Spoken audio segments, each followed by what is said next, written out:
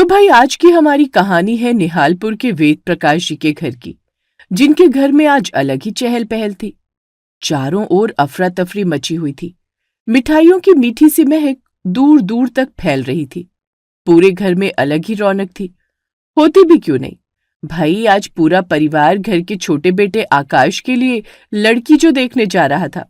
अरे रमन की मम्मी, सुनती हो क्या? जल्दी बाहर निकल कर आओ, देर हो रही है। विमला, तुम भी जरा जल्दी करना। अरे जी बस आई, मैं तो तैयार हूँ, बस विमला आ जाए। तो मम्मी, भाभी को जल्दी बुलाइए, देर क्यों कर रही है? अरे तू चुप कर, इतना उतावलापन ठीक नहीं। तेरे पापा क्या सोचेंगे? तू गाड़ी में बैठ, मैं अभी बुलाती हूँ। बेटे आकाश को गाड़ी में बैठने को कहकर सास ने विमला के कमरे के दरवाजे के बाहर से ही तेजी से आवाज लगाई। अरे ओ लीपा पोती की दुकान, विमला सच ली हो तो अब कमरे से बाहर निकल, कि वही आज कमरे में ही समाधि ले ली। सास की आवाज सुनकर जल्दी से डार्क लिपस्टिक लगाते हुए विमला ने एक बार फिर आईना देखा और सर पर पल्लू डालते हुए बाहर आई। लो माँ जी, मैं आ गई। आ गई तो क्या तेरी आरती उतारूं? चल अब जल्दी से गाड़ी में बैठ। 4 घंटे से सज रही थी। अरे तेरी देवरानी की दिखाई है, तेरी नहीं जो इतना सज रही थी। अरे कहाँ मम्मी जी, बस साड़ी का पल्लू ही तो ठीक कर रही थी। 4 घंटे से पल्लू ही ठीक कर रही थी? अब चल जल्दी से, तेरे ससुर जी गला फाड़ रहे कब से। हाँ मम्मी जी चलिए। जल्दी से सभी कार में बैठ गए और फिर पूरा परिवार हंसी मजाक करते हुए कुछ ही देर में रीना के गांव नौरंगपुर पहुंच गया। रीना के घर पहुंचते ही रीना की मां सरला और पिता राकेश जी ने उनका स्वागत किया और खाने की मेज सजा दी। सभी खाने पीने में लग गए, पर आकाश का मन खाने में बिल्कुल न था। उसकी नजरें तो बस रीना को ढूंढ रही थी। उसकी ये नजर भांपते हुए भाभी विमला ने उसे छेड़ते हुए कहा, क्या देवर जी, इधर उधर टुकुर टुकुर क्या देख रहे हो? रीना तभी आएगी जब हम बुलाएंगे, और ये पूरा नाश्ता खत्म करने के बाद ही बुलाएंगे। विमला की बात सुनकर आकाश शर्मा गया और नीचे देखने लगा। वहीं पूरा परिवार जोर से हंसने लगा। उषा जी, आपकी बड़ी बहू बहुत हंसमुख है। मुझे नहीं लगता ये घर में किसी को चुप रहने देती होगी।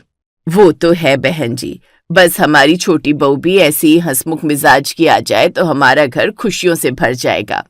जी क्यों नहीं बहन जी, हमारी रीना भी ऐसी ही है, हर समय हंसती खेलती रहती है, हमें तो कभी दुखी होने ही नहीं देती।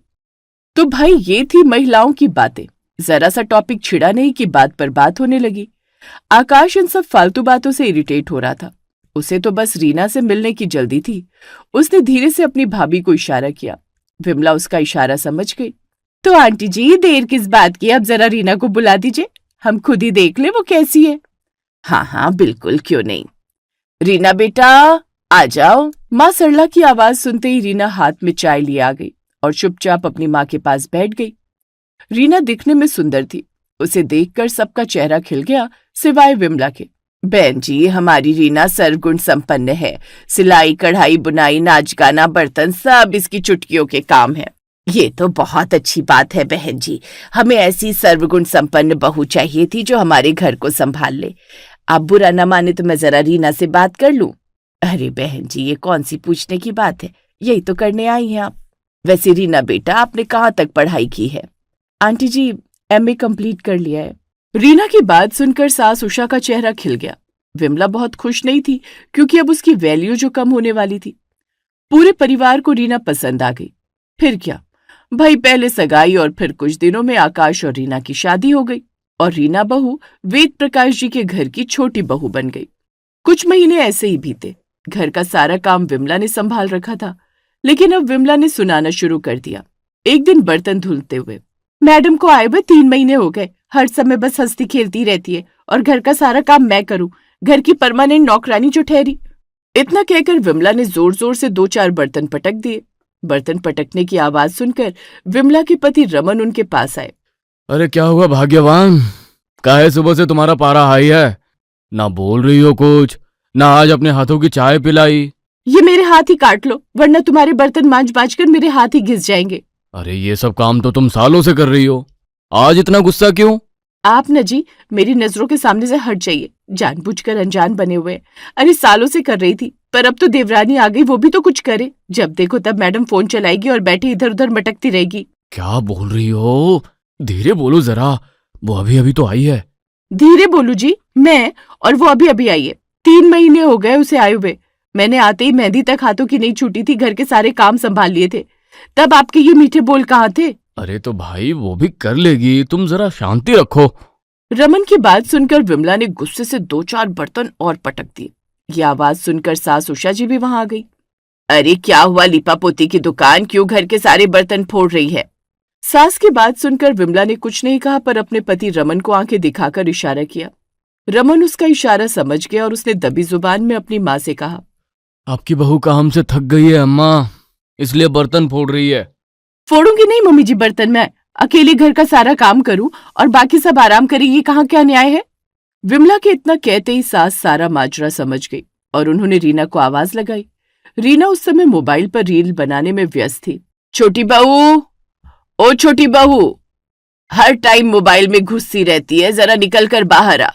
सास की आवाज सुनते ही रीना फौरन दौड़ते हुए अपने कमरे से बाहर आई। जी माँ जी, आपने बुलाया?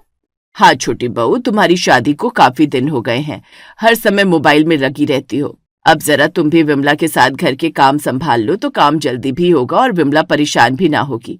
उम्मीद है मेरी बात तुम समझ गई होगी। जी माँ जी। सास 2 टूक कहकर वहां से चली गई और आधे अधूरे मंजे बर्तन भी छोड़कर विमला वहां से सीधे रसोई में चली गई। बहुत सारे बर्तन देखकर रीना मन ही मन बड़बड़ाई। हे भगवान, इतने सारे बर्तन, इतने तो मैंने कभी देखे भी नहीं जितने धुलने पड़ेंगे। पर ऑप्शन क्या है? चल रीना जुट जा, वरना ये सास जेठानी तेरा घर से निकाला कर देंगी। इतना कहकर रीना बेमन से बर्तन मांजने लगी। काफी देर तक वो लगी रही। जैसे उसने बर्तन मांजे तब तक विमला ने किचन में दोपहर के खाने के बर्तन भी खाली कर दिए और रीना के सामने रख दिए। रीना ने मुंह बना लिया, पर वो करती भी क्या, उसने वो सारे बर्तन भी साफ किए। सारे बर्तन मांजने के बाद वो किचन में विमला के पास गई और उसने बेमन से धीरे से कहा, दीदी मैं भी काम में हाथ बटा दूं? विमला ने हल्की सी मुस्कान दी और मन ही मन बोली, मुझे भी पता है बेमन से आई है दिखावा करने, पर मैं भी तेरी जेठानी हूं, तेरी हर चालाकी पर भारी पड़ूंगी। विमला ने रीना से मजाकिया लहजे में कहा, मदद करना क्या होता है रीना, इस घर में काम बराबर करना पड़ता है, समझ गई ना? ठीक है दीदी, जैसा आप कहें। अब रात के टाइम का खाना तुम बनाओ और मैं बर्तन कर लूंगी और कल हम काम बदल लेंगे। तो भाई विमला ने रात के खाने का जिम्मा उठाया। खाने में उसने बस एक सब्जी, चावल और रोटी बनाई, पर सबके खाने के बाद सिंक बर्तनों से भर गया, यहाँ तक कि सिंक के बाहर तक बर्तन आ गए। अब जैसे ही रीना बर्तन धुलने आई, इतने सारे बर्तन देखकर उसका दिमाग हिल गया। हे भगवान, अभी दोपहर में ही तो बर्तन मांजे थे, फिर से इतने सारे बर्तन। एक ही सब्जी बनी है, उसके भी 20-20 बर्तन कर दिए दीदी ने। इन सबको साफ करने में तो पूरी रात निकल जाएगी। इतने सारे बर्तन देखकर रीना का पारा हाई हो गया था। जैसे तैसे उसने बर्तन साफ किए। बर्तन साफ करते करते उसे काफी समय हो गया था। तभी उसकी जेठानी किसी काम से किचन में आ गई। रीना को अपना गुस्सा संभाला न गया। उसने विमला से गुस्से में कहा, दीदी अभी तो दोपहर में मैंने कितने सारे बर्तन साफ किए थे और अभी फिर से आपने इतने सारे इकट्ठे कर दिए, सिर्फ एक सब्जी के 20 बर्तन। तो भाई देवरानी के मुंह से ये सुनकर जेठानी विमला का ईगो हर्ट हो गया। उसने भी तपाक से रीना से कहा, पिछले 7 सालों से मैं अकेले ये सारे काम करती आ रही हूँ, तुम एक दिन में ही थक गई। तुम्हारी माँ तो कह रही थी कि तुम कामकाज में एकदम निपुण हो। रीना ने जेठानी की बात का जवाब देना जरूरी ना समझा और बर्तन पटकते हुए वहां से चली गई। अगले दिन देवरानी रीना की बारी आई खाना बनाने की। दीदी खाने में क्या बनेगा? वैसे तो कुछ भी बन जाता, पर तेरे जेठ जी ससुर जी दोपहर के खाने में 2 दाल, 2 सब्जी, रायता, चावल और एक मीठा जरूर खाते हैं, और हाँ साथ में सलाद में अचार और पापड़ भी। खाने की इतनी सारी डिशेस का नाम सुनकर रीना का मुंह बन गया। उसने दबी जुबान से कहा, दीदी कल तो आपने बस एक ही सब्जी बनाई थी, आज इतना सब कुछ क्यों? अरे ये क्या बात हुई, जरूरी है जो कल बना था आज भी वही बने? बड़ी आई, सब समझती हूँ मैं, जानबूझकर मेरे ऊपर ढेर सारा काम डाल देती है ताकि मैं परेशान रहूं, और जब खुद को बनाना हो तो एक सब्जी में निपटा देती है। रीना को गुस्सा तो बहुत आया, पर मन ही मन बड़बड़ाते हुए वो किचन में चली गई और गुस्से में खाना बनाने लगी। उसने दाल और सब्जी 2 अलग अलग बर्तनों में चढ़ा दिए। ये देखकर विमला ने रीना से कहा, अरे रीना ये क्या कर रही हो, इतने सारे बर्तन खराब करने की क्या जरूरत है? जब दाल पक जाए तब इसी कुकर को धोकर इसमें सब्जी बना लेना, पर इसमें तो बहुत टाइम लगेगा। अरे लगेगा तो लगने दो, तुम्हें कौन सा ऑफिस जाना है, आराम से बन जाएगा। इतना कहकर विमला तो चलती बनी और रीना दोपहर 3 बजे तक सारा खाना बनाने में लगी रही। रसोई में खड़े खड़े उसकी कमर टूट गई। खैर सबने खाना खाया। उसके बाद लिमिटेड बर्तन हुए जिसे धोकर विमला जल्दी से फ्री हो गई। अब रात का खाना विमला को बनाना था। उसने पनीर की सब्जी बनाई, पर अलग कढ़ाई में ग्रेवी, अलग कढ़ाई में पनीर भुना। ऐसा करके उसने बहुत से बर्तन इकट्ठा कर दिए। रात के खाने के बाद फिर से दीदी ने इतने सारे बर्तन इकट्ठा कर दिए। जानबूझकर करती हैं ये। क्या मतलब है रीना, क्या बड़बड़ा रही हो? खाना बनेगा तो बर्तन तो होंगे ही ना। सिर्फ एक सब्जी बनी है, उसमें भी 20 तरह के बर्तन आपने इकट्ठा कर दिए। मुझे बिल्कुल बर्तन वाली बाई समझ लिया आपने। मैं तुझे क्यों काम वाली बाई बनाती? दोपहर में मैंने भी कितने सारे बर्तन धोए थे। दीदी आपने तो एक ही कुकर में 10 व्यंजन बनवाए और खुद एक सब्जी में 20 बर्तन खराब किए।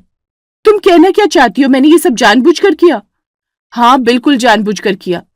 हा, सुनती हो मम्मी जी, रीना अब मुझ पर इल्जाम लगा रही है कि मैं जानबूझकर इतने सारे बर्तन करती हूँ। विमला इतनी तेज चिल्लाई कि सास उषा देवी वहां आ गई। क्या हो गया है, क्यों चिल्ला रही हो तुम दोनों?